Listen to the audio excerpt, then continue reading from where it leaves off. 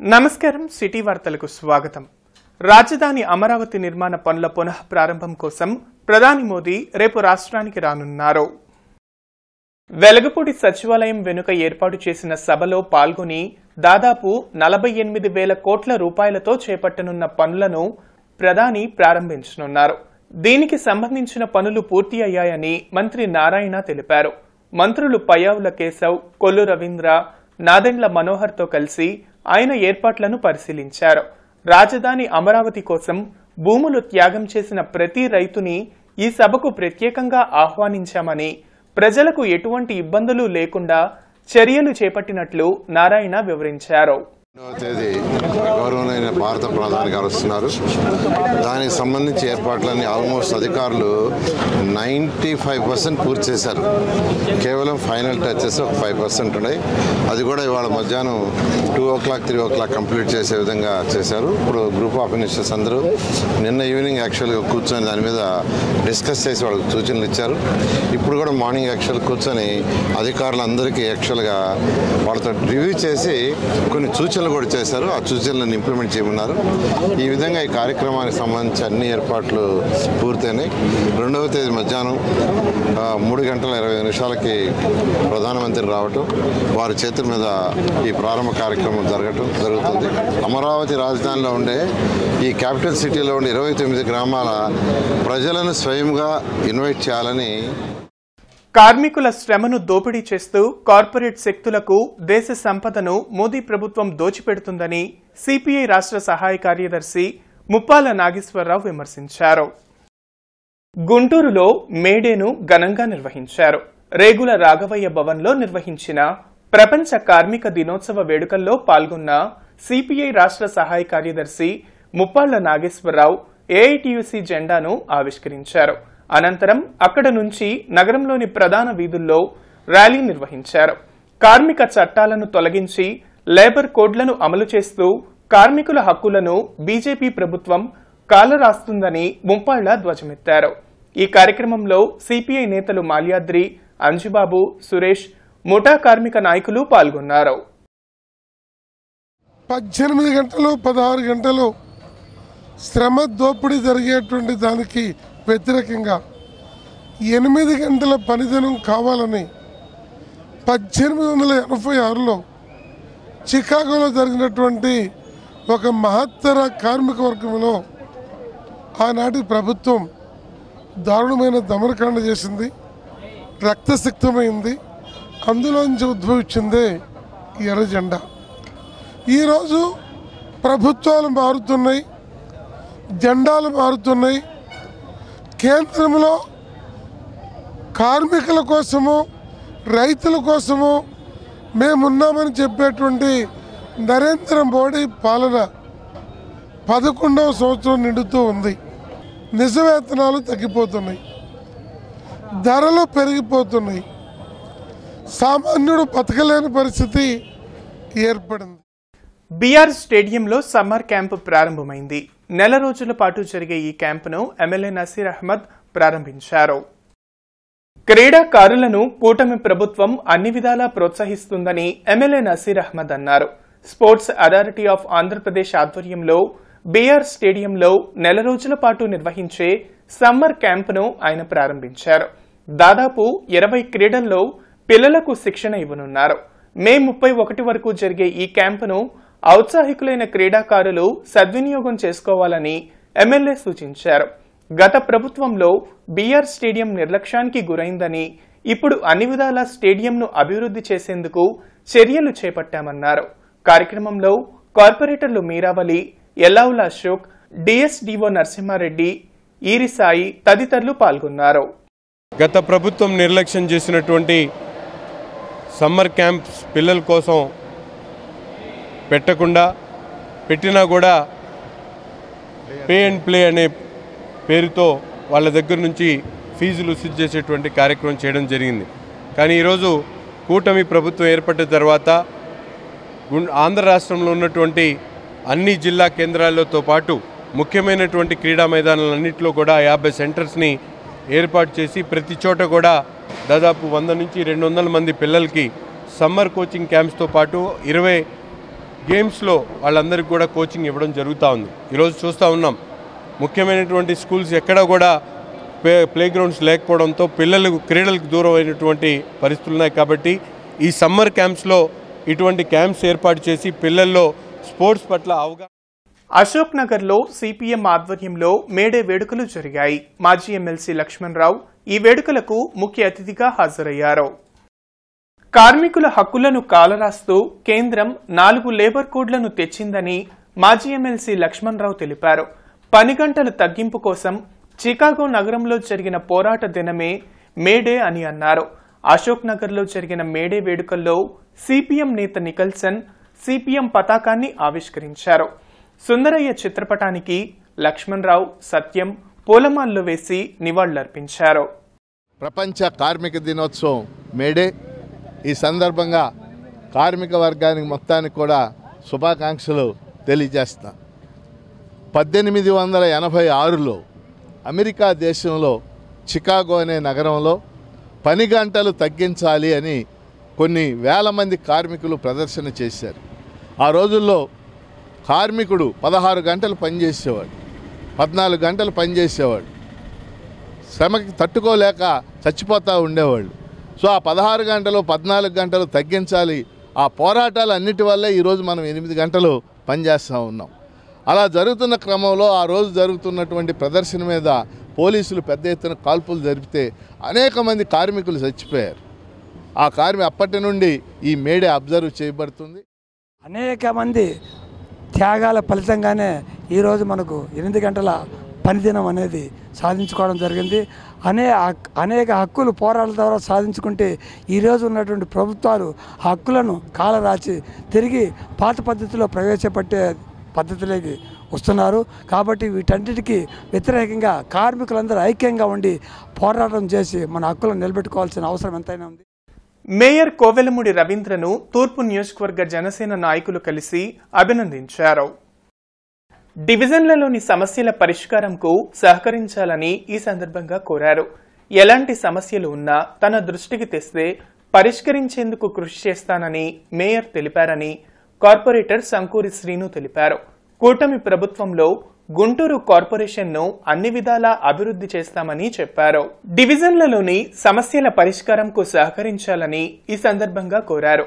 ఎలాంటి సమస్యలు ఉన్నా తన దృష్టికి తెస్తే పరిష్కరించేందుకు కృషి చేస్తానని మేయర్ తెలిపారని కార్పొరేటర్ సంకూరి శ్రీను తెలిపారు. కూటమి ప్రభుత్వంలో గుంటూరు కార్పొరేషన్ను అన్ని విధాలా అభివృద్ధి చేస్తామని చెప్పారు. మన తూర్పు నియోజకవర్గంలో అన్ని డివిజన్ ప్రెసిడెంట్లు, జనసేన ప్రెసిడెంట్లు అందరూ కూడా మన గౌరవనీయ మేయర్ గారు కలవడానికి ఈరోజు రావడం జరిగింది.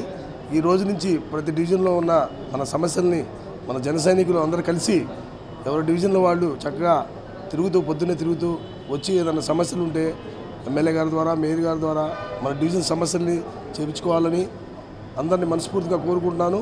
ఈరోజు నా మేయర్ గారు కూడా ఒక ఇన్సూరెన్స్ మన జన సైనికులకు ఇచ్చాడు.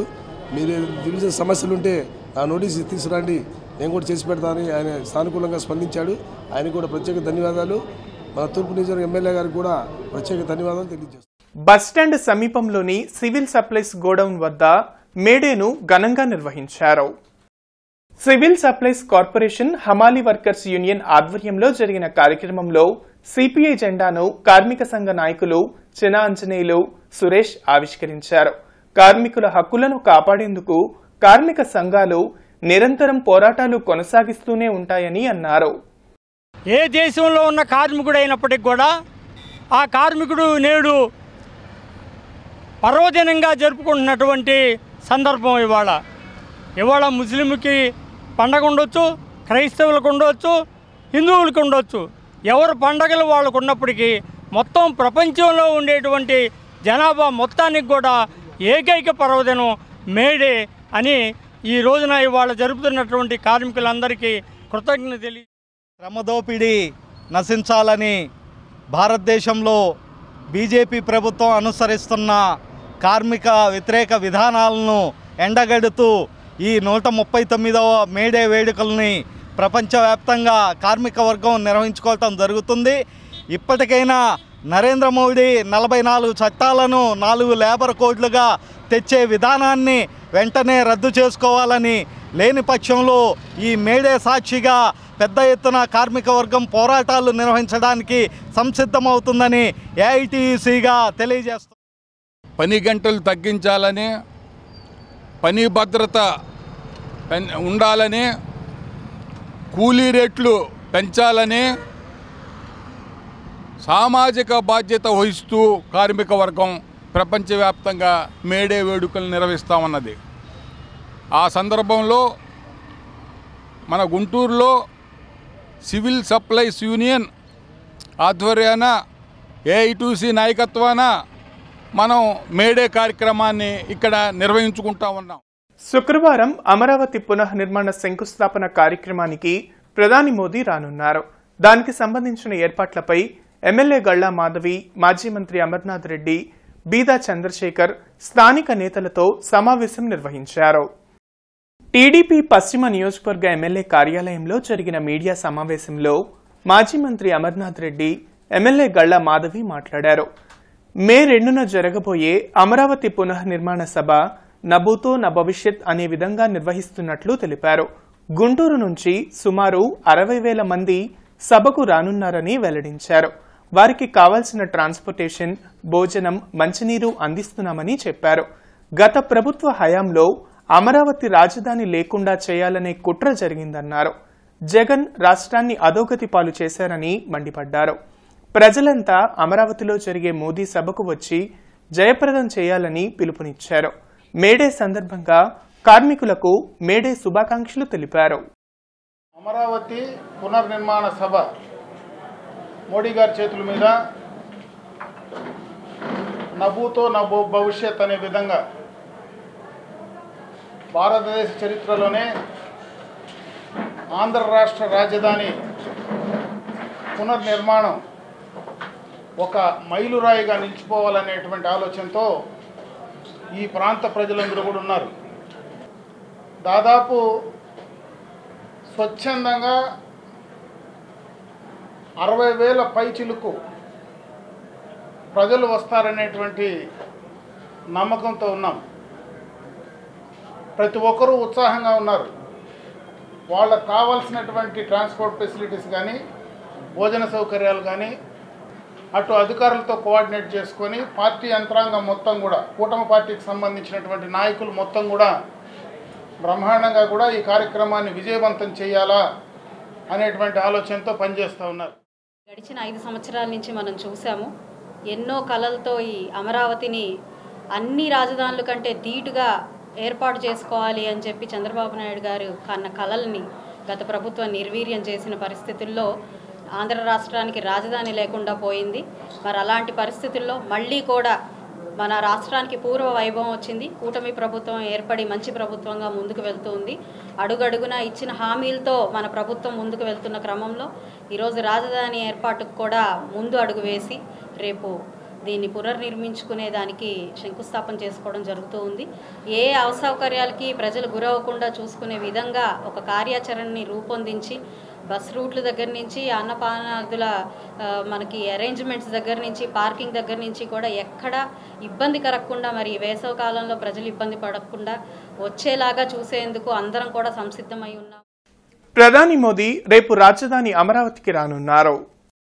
రాజధాని పునఃనిర్మాణ పనుల శంకుస్థాపన కోసం ప్రధాని రానున్న నేపథ్యంలో కార్పొరేషన్ ఉద్యోగి అచ్చయ్య వినతులతో కూడిన బోర్డును పెట్టుకుని రాష్ట్రాన్ని అభివృద్ధి చేయాలని అభ్యర్థించారు.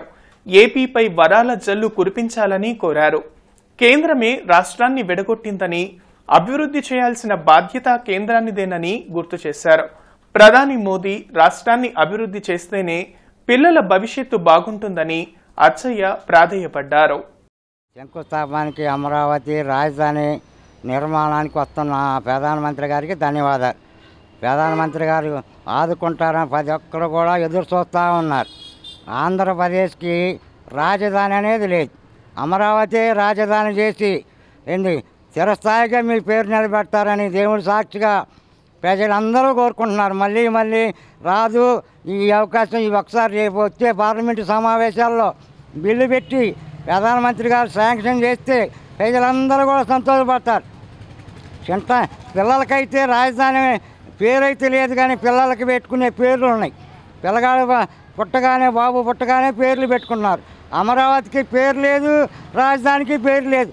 ప్రతి ఒక్కరు కూడా నరేంద్ర మోడీ గారిని దేవుడి సాక్షిగా దేవుళ్ళ కొలుసుకోవాలంటే వరాలు జల్లులు కురిపించాలా. 20 ఏళ్ళు 30 ఏళ్ళ పాటు మీరే కురిపించి ఆ రాష్ట్రాన్ని ఆదుకోవాలా, అమరావతిని ఆదుకోవాలా, రాజధానిని ఆదుకోవాలా. ఆంధ్ర రాష్ట్రంలో రేపటి నుంచి సువర్ణ అధ్యాయం మొదలు అవుతుందని బీజేపీ రాష్ట్ర అధికార ప్రతినిధి జయప్రకాష్ నారాయణ ధీమా వ్యక్తం చేశారు. చంద్రమౌళి నగర్లోని బీజేపీ కార్యాలయంలో జరిగిన మీడియా సమావేశంలో రాష్ట్ర అధికార ప్రతినిధి వల్లూరు జయప్రకాష్ నారాయణ, జిల్లా అధ్యక్షులు తిరుపతిరావు మాట్లాడారు. గత పాలకుల నిర్లక్ష్యానికి గురైన అమరావతి రాజధాని పునఃనిర్మాణం కోసం ప్రధాని మోదీ అమరావతికి రానున్నారని వెల్లడించారు. గత 5 సంవత్సరాలుగా వైసీపీ అరాచక పాలన చేసి రాష్ట్రాన్ని అధోగతి పాలు చేసిందని మండిపడ్డారు. 49,000 కోట్లకు సంబంధించిన అభివృద్ధి పనులకు మోదీ శంకుస్థాపన చేయనున్నారని తెలిపారు. అమరావతి రాజధాని నిర్మాణానికి కేంద్ర ప్రభుత్వం హామీతో పలు సంస్థల నుంచి రుణాలు ఇప్పించే కార్యక్రమం చేస్తున్నారని అన్నారు. కాంగ్రెస్ పార్టీ ఈ దేశానికి పట్టిన శని అని విమర్శించారు. శుక్రవారం అమరావతిలో జరగనున్న ప్రధాని మోదీ పర్యటనకు విశేషంగా ప్రజలంతా పాల్గొని జయప్రదం చేయాలని కోరారు. ఈ కార్యక్రమంలో రామకృష్ణారెడ్డి, కుమార్ గౌడ్, వైవి సుబ్బారావు, పాలపాటి రవికుమార్, జితేంద్ర గుప్తా తదితరులు పాల్గొన్నారు. రాష్ట్రాన్ని సర్వనాశనం చేసి అభివృద్ధి దిశలో వెళ్తున్నటువంటి రాష్ట్రాన్ని పాడు చేసినటువంటి పరిస్థితి నుంచి ఇవాళ పునర్నిర్మాణం చేసుకుంటూ, పునర్జీవనం చేసుకుంటూ ఆ ప్రాంతంలో ఉన్నటువంటి రైతులు, మహిళలు, అదేవిధంగా రాష్ట్ర వ్యాప్తంగా ఉన్నటువంటి అనేక మంది, కోట్లాది మంది ప్రజల యొక్క ఆకాంక్ష మేరకు ఇవాళ రాజధానిని ఒక అంతర్జాతీయ స్థాయి రాజధానిగా, సమ్మిళితమైనటువంటి అభివృద్ధి చెందినటువంటి రాజధానిగా నిర్మించుకున్న క్రమంలో భాగంగా నరేంద్ర మోదీ గారి నాయకత్వంలో రేపొద్దున ఈ కార్యక్రమాన్ని శంకుస్థాపన చేసుకోబోతా ఉన్నాం. గత పాలకులు ఏదైతే అంతకుముందు జరిగినటువంటి నిర్మాణాలని చెడుదో పక్కదో పట్టించారో వాటన్నిటిని కూడా మళ్ళీ పునర్నిర్మాణం చేసుకుంటూ ముందుకు వెళ్తున్నటువంటి పరిస్థితి. వీటన్నిటి కోసం సుమారుగా 48,000 కోట్ల రూపాయలకు సంబంధించినటువంటి 49,000 కోట్ల రూపాయలకు సంబంధించినటువంటి కొత్తగా జరిగేటటువంటి శంకుస్థాపనలు ఆ అమరావతి ప్రాంతంలో జరగబోతా ఉంది. అమరావతి రాజధానికి అనేక అభివృద్ధి కార్యక్రమాల కోసం శంకుస్థాపనలు, ఓపెనింగ్లు, వాటి దృష్ట్యా రేపు అమరావతి రాజధానికి వస్తున్నారు వారు. అలాగే రాష్ట్రంలో నారా చంద్రబాబు నాయుడు గారి నాయకత్వంలో ప్రభుత్వం ఎన్నో అభివృద్ధి పనులు చేసుకుంటూ కూటమి ప్రభుత్వం ఎంతో అభివృద్ధి దిశలో ముందుకు తీసుకెళ్తుంది. అందులో భాగంగా మన ప్రీతం ప్రధాని నరేంద్ర మోడీ గారు రేపు అమరావతి రాజధానికి వచ్చి దాదాపు 1,00,000 కోట్ల చిల్లర ఓపెనింగ్లు కానీ, శంకుస్థాపనలు కానీ ఇవన్నీ చేస్తూ డబుల్ ఇంజిన్ సర్కార్ లాగా ముందుకు తీసుకెళ్తుంది. వైసీపీ జిల్లా కార్యాలయంలో మేడేను నిర్వహించారు. ఆటో వర్కర్స్ ట్రేడ్ యూనియన్ ఆధ్వర్యంలో జెండా ఎగురవేశారు. జిల్లా వైఎస్ఆర్ కాంగ్రెస్ పార్టీ కార్యాలయంలో జరిగిన మేడే వేడుకల్లో మాజీ MP Modugula Venugopal Reddy, auto workers trade union అధ్యక్షులు పవన్ పాల్గొన్నారు. ఈ సందర్భంగా వారు మాట్లాడుతూ కార్మికుల కష్టాలు తెలిసిన వ్యక్తి జగన్మోహన్ రెడ్డి అని అన్నారు. గతంలో ఆటో వర్కర్లకు సంవత్సరానికి 10,000 రూపాయలు జగన్ ఇచ్చారని గుర్తు చేశారు. ఈనాడు ఆటో కార్మికులపై నిరంతరం ఫైన్లు విధిస్తూ వేధిస్తున్నారని విమర్శించారు. ఈ కార్యక్రమంలో ట్రేడ్ యూనియన్ నాయకులు ఏసోబు, శ్రీను నాయక్, బుజ్జిబాబు, సత్యం, రహంతుల్లా, మీరా తదితరులు పాల్గొన్నారు. మేడే అంటే ప్రపంచవ్యాప్తంగా జరుపుకునేటువంటి ఏకైక పండుగ దినం. ఇది కార్మికుల శక్తిని, కార్మికుల యొక్క శ్రమని దోపిడీ కాకుండా వారికి అండగా ఉండేటటువంటి పొలిటికల్ పార్టీల్లో వైఎస్ఆర్ కాంగ్రెస్ పార్టీ మొట్టమొదటిగా ఉంటుంది. ఈ రోజున మేడే రోజున అనేక మంది కార్మికులు ఈ రోజున వాళ్ళ ఇంట్లో పండగలా వాతావరణం చేసుకుంటూ ఉన్నారు. అయితే కార్మికులు, కర్షకులు అనేటువంటి 2 వినాదాలతోటి ప్రపంచం ముందుకెళ్తూ ఉంది. అందుకని ముఖ్యంగా మేడే రోజున మా సోదరుడు పవన్ నాయకత్వంలో ఈ రోజున గుంటూరు జిల్లా వైఎస్ఆర్ కాంగ్రెస్ పార్టీ ఆధ్వర్యంలో ఘనంగా జరుపుకుంటున్నాం. ఇదివరకు ఆటో కార్మికులకి జగనన్న ఆధ్వర్యంలో ఒక ఆటో కార్మికుడికి సంవత్సరానికి ఒక 75,000 రూపాయల ఆటోతో కలిపి పిల్లల ఫీజు కానీ ఫీజు రియంబర్స్మెంట్ కానీ ఆటో డ్రైవర్ అనేది ఒక కేసు తోటికి పల్ల ఈరోజు రోడ్డు మీద అడుక్కడికి కేసు కొడుతున్నారు. ఇదివరకు 330 రూపాయలు జగన్ గారి గవర్నమెంట్లో, ఈరోజు 1730 రూపాయలు నో పార్కింగ్లో కేసు కొడుతున్నారు. ఇలాగే ఆటో కార్మికులు జగన్మోహన్ రెడ్డి గారు ఉన్నప్పుడు ఏ ఇబ్బంది లేకుండా పిల్లల ఫీజు కానీ ఏదైనా ఇవాళ నేను ఆటో కార్మికుడు ఇవాళ రోజు నా పిల్ల ఫీజు సీటు కొడితే బీటెక్లో రాత్రి ఫోన్ చేసి పిల్లకి ఫీజు పడలేదు, హాస్టల్ ఫీజు కట్టాలి, ఎగ్జామ్ రాపియం బీటెక్ అన్నారు. సమాజంలో అట్టడుగు వర్గాల అభ్యున్నతికి అహర్నిశలు కృషి చేసిన మహామనిషి సర్దార్ కాసు వెంగళరెడ్డి అని ఉడా మాజీ చైర్మన్ వణుకూరి శ్రీనివాసరెడ్డి పేర్కొన్నారు. నగరంలోని కలెక్టరేట్ ఎదురుగా ఉన్న సర్దార్ కాసు వెంగళరెడ్డి విగ్రహం వద్ద గురువారం జరిగిన కాసు వెంగళరెడ్డి 45వ వర్ధంతి సభలో శ్రీనివాసరెడ్డి పాల్గొన్నారు. జిల్లా పరిషత్ చైర్మన్ గా, రాజ్యసభ సభ్యునిగా, ల్యాండ్ మార్కెటింగ్ బ్యాంక్ చైర్మన్ గా ఆయన బడుగు బలహీన వర్గాల ప్రజల అభ్యున్నతికి విశేషంగా కృషి చేశారని అన్నారు. దేశంలోనే పేద ప్రజలకు ఓ సొంతింటి కల నిజం చేయటానికి శ్రీకారం చుట్టిన మహనీయుడు సర్దార్ కాసు వెంగళరెడ్డి అని సభలో పాల్గొన్న పలువురు నాయకులు నివాళులర్పించారు. సభలో కాంగ్రెస్ నాయకులు గుదిబండ వెంకటప్పారెడ్డి, కామినేని శ్రీనివాస్, నరసింహారెడ్డి, నూతలపాటి రామారావు తదితరులు పాల్గొన్నారు. ఈరోజు మేడే ఏ విధంగా అయితే జరుపుకుంటున్నాం మనము, అదేవిధంగా కార్మిక కర్షకులకి ఈరోజు ఎంత ఇంపార్టెంటో నాటి రాజకీయాల్లో వెంగళరెడ్డి గారు అంత ఇంపార్టెంట్ రోల్ ప్లే చేసిన విషయం నేటి తరానికి తెలియజేయవలసిన అవసరం ఉంది. వెంగళరెడ్డి గారు ఆ రోజు గ్రామీణ ప్రాంతం నుంచి మరి అనేక గ్రామాలకి ఫండ్స్ లేని సమయంలో సెంట్రల్ బ్యాంక్ చైర్మన్గా, ల్యాండ్ మార్కెటింగ్ బ్యాంక్ చైర్మన్గా ఉండి తను అనేక గ్రామాల్లో రైతులకి మరి కావాల్సిన సబ్సిడీస్ అన్నీ కూడా లోన్ ఫెసిలిటీస్ కానివ్వండి, విత్తన సబ్సిడీ కానివ్వండి, ఎరువుల సబ్సిడీని కానివ్వండి ఇచ్చి, అదేవిధంగా నాడు మరి నాగార్జున సాగర్ ప్రాజెక్టు తీసుకొచ్చే విషయంలో కానివ్వండి రాష్ట్ర రాజకీయాల్లో తనదైన ముద్ర వేసిన వెంగళరెడ్డి గారిని నేటి తరం గుర్తుంచుకోవాలని. మేడికొండూరు మండలం జంగంగుంట్లపాలెంలో శ్రీ బ్రహ్మరాంబ మల్లికార్జున స్వామి అమ్మవార్ల దేవస్థాన నూతన ఆలయ శంకుస్థాపన మహోత్సవం వైభవంగా జరిగింది. పలువురు ప్రజాప్రతినిధులు, ప్రముఖులు హాజరయ్యారు. భక్తులు పెద్ద సంఖ్యలో పాల్గొని స్వామివారి కృపకు పాత్రులయ్యారు.